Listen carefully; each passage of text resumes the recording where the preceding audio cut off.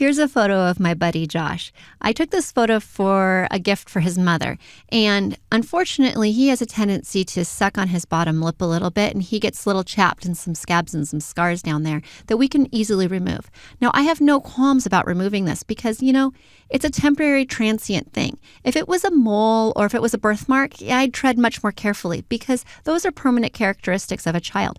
But something that comes and goes, I think we should totally clean this up. Now, there are a variety of tools we can use to do this, and we're going to start by using the spot healing brush. It's the exact same one we were using in the last movie, but this time, instead of using it on lighten or darken mode, we're going to use it on replace. We could use it on normal too, but then it grabs from 10% around the edges, and we don't quite want to do that because of how close it is to that lip, the proximity, and the color might be wrong. So, you know what we forgot to do? We need to always duplicate our background. We never want to work on just that original file because we don't want, in case we do something to it and we don't like it, it's much more non-destructive to be able to have it on a separate layer. So let's do that. All right, let's work on that. It's still looking pretty pink when we're doing that. Oh, look at that. It grabbed his lip. So if we're having troubles like this, which obviously this tool is, we could switch it to the lighten mode. And it's still not good. What I want to do actually is grab the patch tool. As long as the patch is on continental wear fill, we're going to be pretty good here. All right, so let's grab this whole area. And we're going to pull down from here. That's looking a lot better already. Look at that. All right, so we're going to grab from here. We don't want that lip to show. There we go.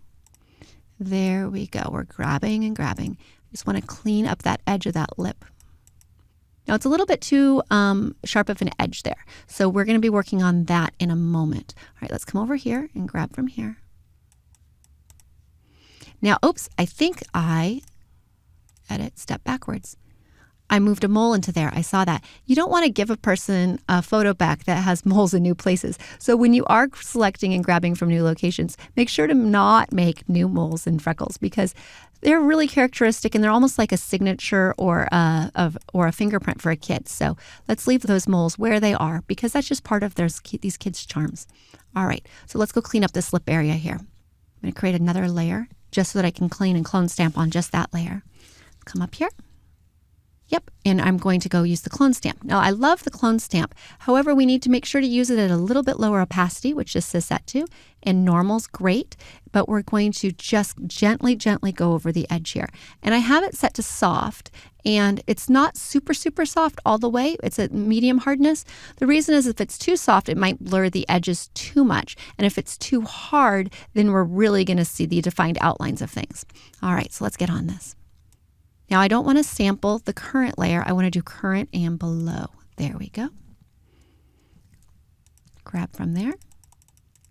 Look, we're just kind of blending that in there. You can barely tell. It's just a nice little touch. See, that's a little bit too highlighty in there. Yep, there we go. Now, I know this doesn't have a lot of the same skin texture, but it's just that tiny little area there. So if we step back, it's not something that we can really see that we've messed with too much. However, it is still a little light right here. So let's go back over and grab. There, that cleaned that up nicely. Okay, but there is one other thing I see. Well, actually, there's two things I see. One of them is the spot healing brush set to darken mode again. We want to remove the little crispies, crunchies that are right here. That happens a lot with kids.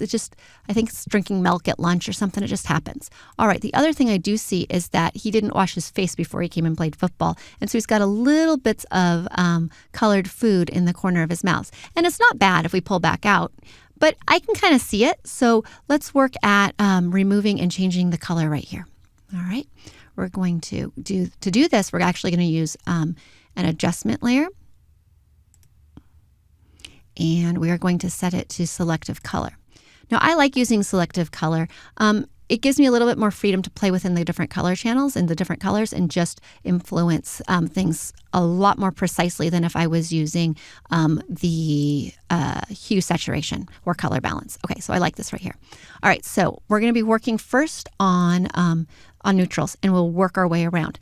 Now, if I start sliding this around, while I've got see, all the neutrals are being pulled. While I've got the mask set to pure white, it's going to change everything on the entire photo. And that's not what we're looking for here. We only want to have this little portion right here get adjusted. So let's switch our mask over to black by hitting Command I for invert. All right, and we're going to paint on that mask with white, bright white. Look, see, it's appearing in that blue. That's good. So we want to be able to see where we're making those changes. If you can't see it this way, you can push Alt and backslash, and you can see where your mask has been applied. It's a really handy trick, but let's get off of that. Alt backslash, and we're back to here. Okay, so now let's adjust that selective color thing. Here we go. And we definitely didn't want the cyan there. And there we go. Get that magenta down. And the yellow, but that magenta is still a little high. See, and this is just a very mild application. But as you can see, it makes a big difference. This tiny, tiny little change. But I think it's still a little too blue right at the top there.